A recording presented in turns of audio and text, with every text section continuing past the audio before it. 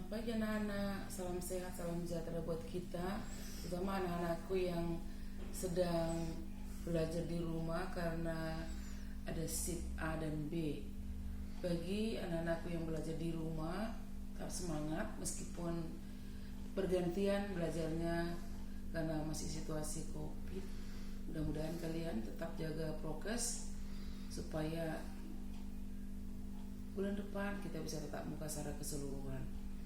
Baik, untuk materi kita bahasa Indonesia hari ini masih sekitar tentang hikayat dan cerpen. Minggu lalu kita sudah pelajari tentang membedakan nilai-nilai hikayat dengan cerpen.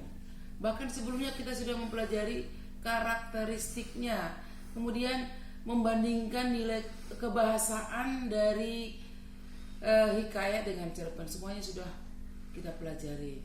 Kalau kita lihat di dalam nilai-nilai yang termasuk kepada unsur intrinsiknya, minggu lalu kita pelajari tentang alur. Alur itu jalan cerita dalam sebuah cerita hikayat ataupun cerpen. Kita tahu dalam sebuah cerpen itu adalah alurnya hanya satu, alur maju saja atau alur mundur, karena itu hanya sekali baca, sekali duduk. Artinya sangat singkat, beda dengan novel yang bisa menimbulkan alur ganda, mungkin bisa flashback atau campuran. Nah, demikian juga dengan hikayat.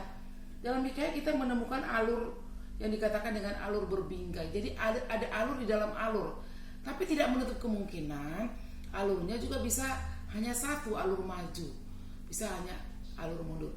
Seperti yang kita lihat dalam cerpen Tukang Pijat Keliling, minggu lalu kita sudah pelajari ada alur maju. Tentu kalau di alur maju kita ceritakan dari mulai awal, dari awal ketika dia datang membawa minyak urut dan berjalan menuju lorong kampung untuk menawarkan jasa untuk mengurut, memijat. Nah, begitu seterusnya sampai akhirnya dia hilang di telan bumi. Jadi alurnya maju. Demikian juga dengan hikayat si miskin. Kalau kita melihat ceritanya hikayat si miskin ini, ya juga masih termasuk alur maju. Dan bahkan kalian sudah mengerjakannya, bagaimana contoh alur maju itu, mulai dari rangkaian peristiwa dari awal sampai akhirnya kepada resolusi atau selesaian. Nah, kemudian kalian juga sudah mempelajari mengenai majasnya. Majas yang ada di dalam cerpen dan hikayat itu bisa ada, dan mungkin lebih banyak majasnya di dalam cerpen. Kemudian ada karakteristiknya, kalian bisa melihat kemustahilannya, kemudian dari segi anonimnya, dari istana sentris dan yang dikatakan dengan berbingkai. Itu yang dikatakan dengan alur berbingkai, ya. Kalau itu sudah kalian ketahui, ya. Sekarang tugas kita sekarang mengubah, karena kita tahu bahwa bahasa di dalam hikayat itu agak sulit, masih menggunakan bahasa Melayu klasik. Kita sekarang mau mencoba untuk menceritakan kembali isi hikayat ke dalam bentuk cerpen. Jadi kita sekarang mau mengubah hikayat ke dalam bentuk cerpen. Tentunya kata-kata yang mengandung bahasa Melayu tidak lagi kita gunakan. Kita lihat di sini, kamu telah membandingkan isi dan kaidah kebahasaan hikayat dan cerpen. Berikutnya kamu akan belajar mengubah isi hikayat ke dalam bentuk cerpen.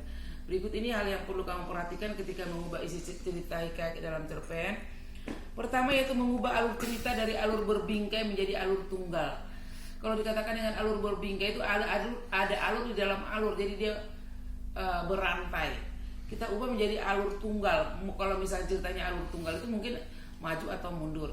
Kemudian menggunakan bahasa Indonesia saat ini, kita sekarang mengubah kata-kata yang berbentuk kata arkais di dalam hikayat menjadi kata-kata dalam bahasa Indonesia yang gampang dimengerti. Kemudian yang ketiga, menggunakan gaya bahasa yang sesuai. Majasnya sesuaikan. Apakah Anda menggunakan majas personifikasi, apakah Anda menggunakan majas hiperbola atau anapora, epipora seperti yang sudah kita pelajari minggu lalu. Kemudian yang keempat, tetap mempertahankan nilai yang terkandung dalam hikayat. Jadi artinya kalaupun kalian mengubah hikayat itu dalam bentuk cerpen, nilai-nilainya tetap. Apakah itu ada nilai religiusnya, apa ada nilai sosialnya, atau nilai estetis dan lain sebagainya. Untuk memudahkan kamu dalam menulis cerpen berdasarkan isi cerita hikayat di atas, kerjakanlah dulu tugas-tugas berikut. Sini nomor 1, analisislah gagasan pokok dalam teks hikayat si miskin. kalian menganalisis gagasan-gagasan pokoknya. Mungkin kalian menganalisis dulu ya, dalam setiap paragraf mungkin ada ide pokok yang ada dalam cerita. Kemudian yang kedua, susunlah gagasan pokok tersebut menjadi sebuah sinopsis cerita yang utuh. Jadi dari semua gagasan di setiap paragrafnya mungkin kalian akan menyusun menjadi sebuah sinopsis cerita yang utuh atau ringkasan. Yang ketiga, ubahlah hikayat tersebut menjadi sebuah cerpen dengan memerhatikan langkah berikut. Analisis nilai yang terdapat dalam hikayat, ya, jadi kalian menganalisis nilai, kemudian menentukan tema dari sinopsis yang telah kamu buat.